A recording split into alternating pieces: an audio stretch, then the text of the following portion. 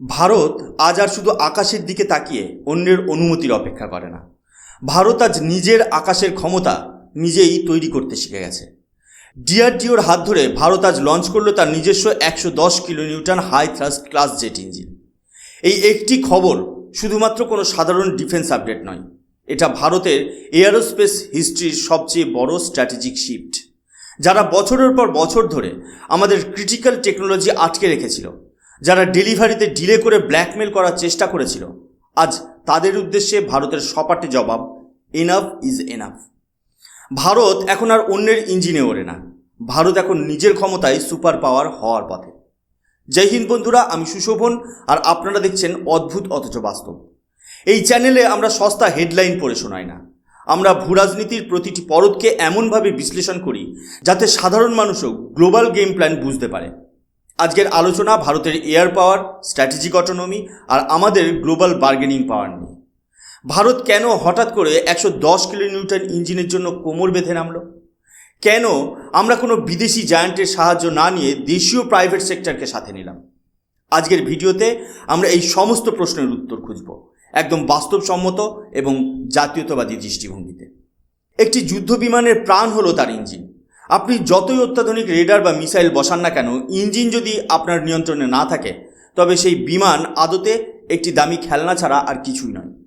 কয়েক দশক ধরে ভারতের ফাইটার জেট ইঞ্জিন স্টোরি ছিল বিদেশের ওপর চরম নির্ভরশীলতার এক করুণ উপাখ্যান।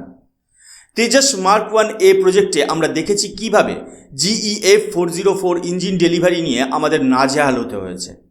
টাকা দিয়েও সঠিক সময়ে ইঞ্জিন মেলেনি, আর টেকনোলজি ট্রান্সফারের কথা উঠলেই দরদামে অনীহা দেখানো হয়েছে।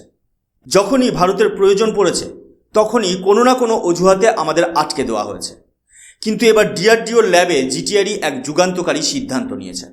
তারা কোনো আমেরিকান, ফ্রেঞ্চ বা রাশিয়ান কোম্পানির কাছে হাত না পেতে ভারতের নিজস্ব প্রাইভেট সেক্টর কোম্পানিকে আমন্ত্রণ জানিয়েছে এই ইঞ্জিনের ডেভেলপমেন্ট কাম প্রোডাকশন পার্টনার হওয়ার জন্য। এটি ভারতের একটি ঠান্ডা মাথার স্ট্র্যাটেজিক ডিজাইন, যেখানে বুদ্ধিমত্তা আমাদের আর ম্যানুফ্যাকচারিং হবে আমাদেরই মাটিতে। ভারতের ডিফেন্স সার্কেলে একটি শব্দ খুব পরিচিত, কাবেরী ইঞ্জিন ফেলিওর। কিন্তু আজ সময় এসেছে এই ন্যারেটিভ বা এই মিথ্যে প্রচারকে ভেঙে ফেলার। যারা বলেন কাবেরী ব্যর্থ হয়েছে, তারা আসলে ভূরাজনীতির গভীর প্যাঁচটাই বোঝেন না।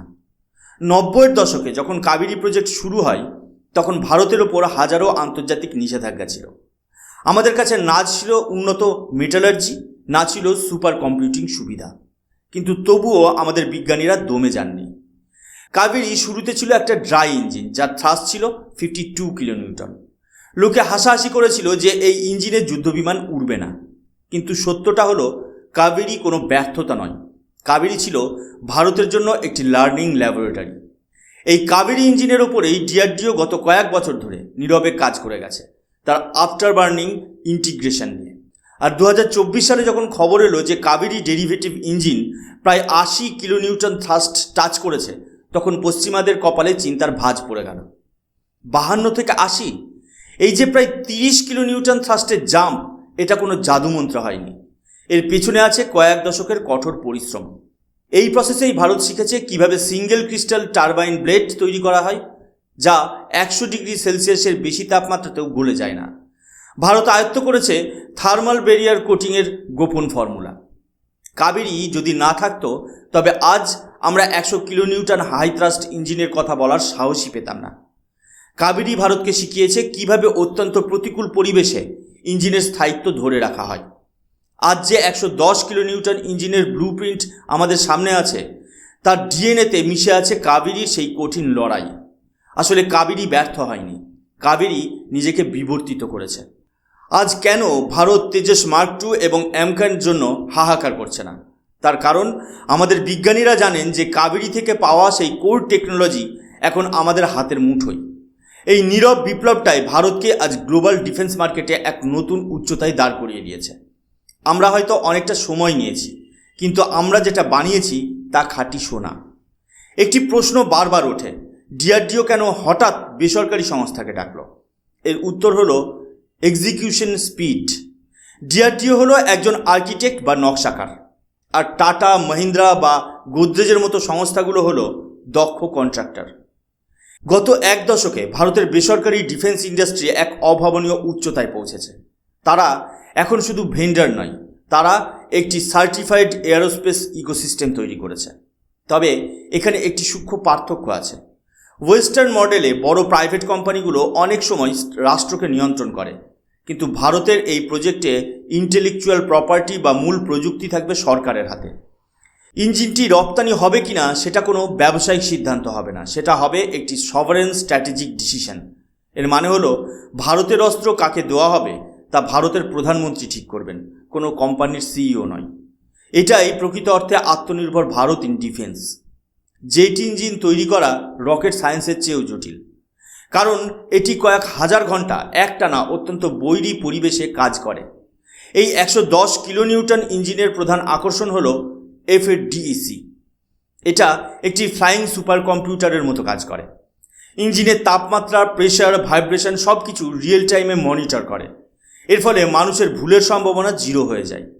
এই লেভেলের সফটওয়্যার বা হার্ডওয়্যার কন্ট্রোল সিস্টেম নিজেরা তৈরি করা মানে ভারত এখন বিশ্বের সেই এলিট ক্লাবে প্রবেশ করলো যেখানে হাতে গোনা 5-6টি দেশ আছে। এছাড়া সিঙ্গেল ক্রিস্টাল ব্লেডস এবং থার্মাল ব্যারিয়ার কোটিংয়ের মতো প্রযুক্তি যা ভারত এই ইঞ্জিনে ব্যবহার করবে তা ভারতকে অন্তত 2 দশক এগিয়ে নিয়ে যাবে। চীন আজও তাদের ইঞ্জিনের রিলায়েবিলিটি নিয়ে ভুগছে, কারণ তারা মেটালার্জিতে পিছিয়ে। কিন্তু ভারত স্লো হলেও তার ফাউন্ডেশন বা ভিত্তি অত্যন্ত মজবুত করেছে। এই 110 কিলোনিউটন ইঞ্জিন কার জন্য? এর আসল লক্ষ্য হলো ভারতের 5ম প্রজন্মের স্টেলথ বিমান অ্যামকা। অ্যামকার জন্য এমন একটি ইঞ্জিনের প্রয়োজন যা শুধু শক্তি দেবে না, যা বিমানকে সুপার ক্রুজ করার ক্ষমতা দেবে এবং যার থার্মাল সিগনেচার বা তাপ নির্গমন হবে অত্যন্ত কম, যাতে শত্রুর রেডার তাকে ধরতে না পারে। শুধু তাই নয়, ভবিষ্যতের যুদ্ধ হবে AI অ্যাসিস্টেড, যেখানে বিমানের ইঞ্জিনকে শুধুমাত্র থার্স্ট দিলেই হবে না, বরং হাই পাওয়ার জেনারেটর হিসেবেও কাজ করতে হবে, যাতে লেজার উইপেন বা ডিরেক্টেড এনার্জি সিস্টেম চালানো যায়। আজ 110 কিলোনিউটন নিয়ে শুরু হচ্ছে, কিন্তু এই পথ ধরেই আমরা অ্যাডাপটিভ সাইকেল ইঞ্জিন এবং হাইব্রিড প্রপালশনের দিকে এগিয়ে যাব। আমরা আজ ভবিষ্যতের সুপার পাওয়ার হওয়ার ব্লুপ্রিন্ট তৈরি করছি। ভারত আর আমেরিকার সম্পর্ক এখন একটি নতুন মোড় নেবে। আমরা আমেরিকার বিরোধী হচ্ছি না, আমরা হচ্ছি অ্যান্টি ডিপেন্ডেন্স। অর্থাৎ আমরা কারোর ওপর অকারণ নির্ভর করব না। যখন আপনার নিজের ইঞ্জিন থাকবে তখন ওয়াশিংটন বা প্যারিস আপনাকে শর্ত চাপাতে পারবে না। ইঞ্জিনের ডিল এখন থেকে হবে ইকুয়াল ফুটিংয়ে। শুধু তাই নয়, ভারত যখন এই ইঞ্জিনগুলো রপ্তানি করা শুরু করবে তখন আমাদের জিওপলিটিক্যাল ইনফ্লুয়েন্স বহুগুণ বেড়ে যাবে। যারা আজ রাশিয়ার বা চীনের ইঞ্জিনের উপর নির্ভর করে আছে তারা ভারতকে বিকল্প হিসেবে পাবে। মনে রাখবেন, ইঞ্জিন এক্সপোর্ট করা মানে শুধু ব্যবসা নয়, ইঞ্জিন এক্সপোর্ট করা মানে সেই দেশের আকাশসীমার চাবিকাঠি নিজের হাতে রাখা। এটা ভারতের এক নিঃশব্দ কিন্তু শক্তিশালী ডিপ্লোম্যাটিক টুল হতে চলেছে। অনেকে হয়তো প্রশ্ন তুলবেন, 2032 বা 2033 সালে কি খুব দেরি নয়? যারা ড্রয়িং রুমে বসে সমালোচনা করেন তাদের জন্য এরোস্পেস ইঞ্জিনিয়ারিংয়ের বাস্তবতা বোঝা জরুরি। একটি জেট ইঞ্জিন তৈরি করা কোনো স্মার্টফোন অ্যাসেম্বল করা নয়। এটি হলো মানুষের তৈরি করা এমন এক যন্ত্র যেখানে টারবাইন ব্লেডগুলো যে তাপমাত্রায় ঘোরে সেই তাপমাত্রায় লোহা তো দূরস্থ, সাধারণ সুপার অ্যালয় পর্যন্ত মাখনের মতো গলে যায়। আমেরিকা, ব্রিটেন বা রাশিয়ার মতো দেশগুলোর এই সক্ষমতা অর্জন করতে কয়েক দশক সময় লেগেছে। চীন গত 20 বছরে বিলিয়ন বিলিয়ন ডলার জলে ঢেলেছে। রাশিয়ার ইঞ্জিনে রিভার্স ইঞ্জিনিয়ারিং করেছে। তাও আজ পর্যন্ত তারা তাদের WS-15 ইঞ্জিনের রিলায়েবিলিটি নিয়ে আত্মবিশ্বাসী হতে পারছে না। সেখানে ভারত যে 10 বছরের একটি অ্যাম্বিসিয়াস টাইমলাইন দিয়েছে সেটা কোনো আকাশকুসুম কল্পনা নয়, বরং একটি সুচিন্তিত রণকৌশল। অনেকে বলেন 2029 সালের মধ্যে গ্রাউন্ড টেস্টিং কি সম্ভব? আমি বলবো অবশ্যই সম্ভব, কারণ ভারত আজ শূন্য থেকে শুরু করছে না।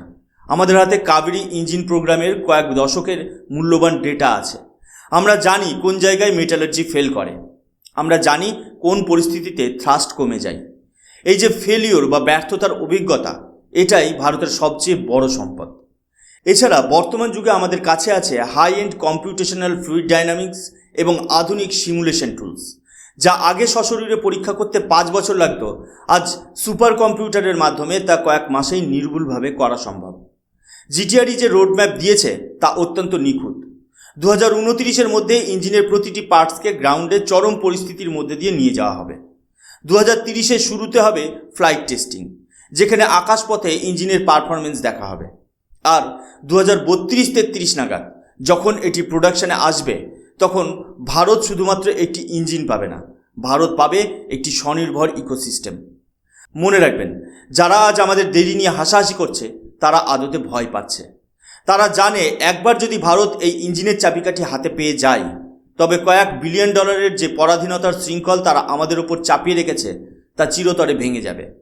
ভারত হয়তো এই রেসে দেরিতে যোগ দিয়েছে, কিন্তু ভারত যখন ফিনিশ লাইন ক্রস করবে তখন আমাদের প্রযুক্তি হবে অনেক বেশি এফিসিয়েন্ট এবং নির্ভরযোগ্য। আমাদের সমালোচকরা ভুলে যান যে ভারত একসময় ক্রায়োজেনিক ইঞ্জিনের জন্য বিদেশের দরজায় দাঁড়িয়েছিল, সেই ভারত আজ বিশ্বের সবচেয়ে সস্তা এবং সফল মঙ্গল অভিযান করে দেখিয়েছে। জেট ইঞ্জিনের ক্ষেত্রেও ইতিহাসের পুনরাবৃত্তি হতে চলেছে। 2032 সাল খুব বেশি দূরে নয়, আর সেই দিনটি হবে ভারতের স্ট্র্যাটেজিক ইন্ডিপেন্ডেন্সের প্রকৃত মহোৎসব। আমরা এতদিন মেক ইন ইন্ডিয়া করে এসেছি, যেখানে বিদেশি ডিজাইনের জিনিস আমাদের দেশে অ্যাসেম্বল হতো, কিন্তু এই 110 কিলোনিউটন প্রজেক্ট হলো খাঁটি মেড ইন ইন্ডিয়া।